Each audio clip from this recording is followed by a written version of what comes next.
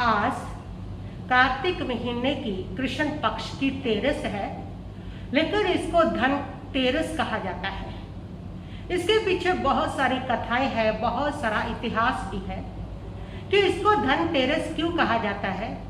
क्या इस तेरस के साथ धन का महत्व जुड़ा है? निश्चित ही। लोक परंपरा में लोग यही मानते हैं कि इसके साथ धन का महत्व जुड़ा हुआ है। लेकिन कैसे धन का महत्व जुड़ा हुआ है? जैन धर्म के अंदर इसके साथ भगवान महावीर स्वामी के जीवन की घटना जुड़ी हुई है कि आज के दिन श्रमण भगवान महावीर स्वामी ने अपना सबसे बहुमूल्य और मूल्यवान ऐसा महान आध्यात्मिक जो धन है वह समस्त जीवों को प्रदान किया था। आज के दिन परमात्मा ने 16 पहर तक लगातार अपना अंतिम उपदेश, अपना अंतिम संदेश दिया था। ऐसा आध्यात्मिक धन दिया था जिसको पाकर के समस्त लोग सुख को प्राप्त करते हैं। जो भी धन है उस धन का जो आगमन है वो अध्यात्म धन के बिना नहीं आता है। अध्यात्म धन ही है उसका स्रोत। यहाँ से समस्त प्रकार के सुख प्रस्फुटित होते हैं, समस्त प्रकार की समृद्धि आती है। भौतिक धन तो उसकी छाया मात्र है, और अगर असली धन है, सच्चा धन है, तो वो अध्यात्म धन है। इस अध्यात्म धन से ही कुबेर देवता जिसकी आप पूजा करते हैं, वो लक्ष्मी देवी जिसकी आप पूजा करते हैं, वह तो स्वयं ही अध्यात्म धन को प्राप्त करने के लिए परमात्मा प्रभु महावीर के समुत्सरण में थे। कुबेर देव होते हैं जो अपनी सारे भैव, सारे ऐश्वर्य के साथ भगवान के समुत्सरण का निर्माण करते हैं। लक्ष्मी देवी एकावतारी वहीं पर होती है और सारे के सारे ही अध्यात्म धन पा करके ही इतने समर्थ बनते हैं कि जो है भौतिक धन है उसके मालिक बन जाते हैं। और आप जैसे लोगों को उस भौतिक धन को पाने के लिए उनकी पूजा करनी पड़ती है, लेकिन उन्होंने जो भौतिक धन यहाँ से पाया वो था अध्यात्म धन, परमात्मा की दिव्य वाणी। यहाँ से ये सारा धन प्राप्त होता है।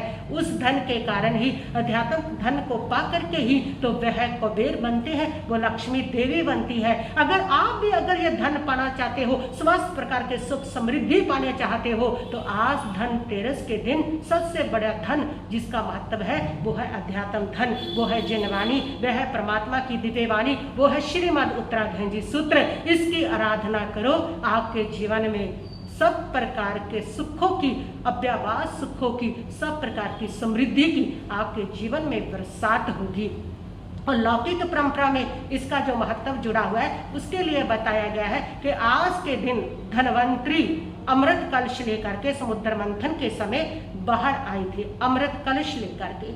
और वह अमृत कलश जो था वह उसके माध्यम से शरीर को स्वस्थता का धन मिलता है, और आत्मिक स्वस्थता, मानसिक स्वस्थता का धन जो है उसके माध्यम से व्यक्ति को मिलता है। ऐसी ये कहानी है। तो इस प्रकार हेल्थ इज वेल्थ, स्वास्थ्य ही धन है, इससे बड़ा और क्या धन हो सकता है। और आत्म समृद्धि को पाना ये उससे भी बड़ा धन है।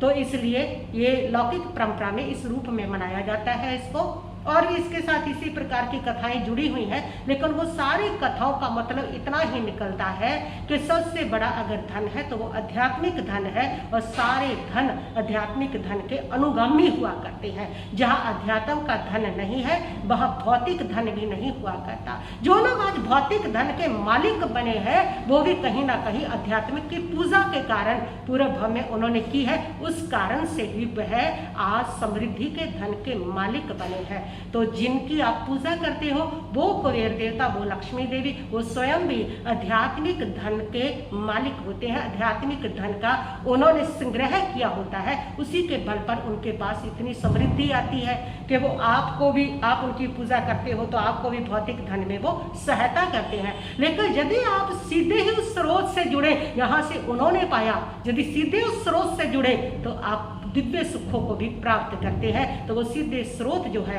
वो अध्यात्म का धन। तो आज का तेरस का जो दिन है इसको 2016 में सरकार ने स्वास्थ्य दिवस के रूप में घोषित किया है, क्योंकि स्वास्थ्य भी सबसे बड़ा धन हुआ करता है। तो ये आध्यात्मिक धन है जिसके द्वारा हमारी आत्मा का शुद्धिकरण होता है, सफाई होती है, और इस आध्यात्मिक धन के द्वारा हमारी आत्मा पवित्र बनती है, उज्जवल बनती है। इसीलिए आज के दिन से सफाइयाँ भी लोग शुरू करते हैं। वो प्रतीक है, जैसे बाहर की सफाई करते उसी प्रकार भीतर की सफाई की जाए और फिर उसके बाद रोशनी होती है, क्योंकि सफाई के बाद आत्मा जो है वह आत्मा की जब शुद्धिकरण होता है तो वो प्रकाशित होती है अपने ज्ञान से।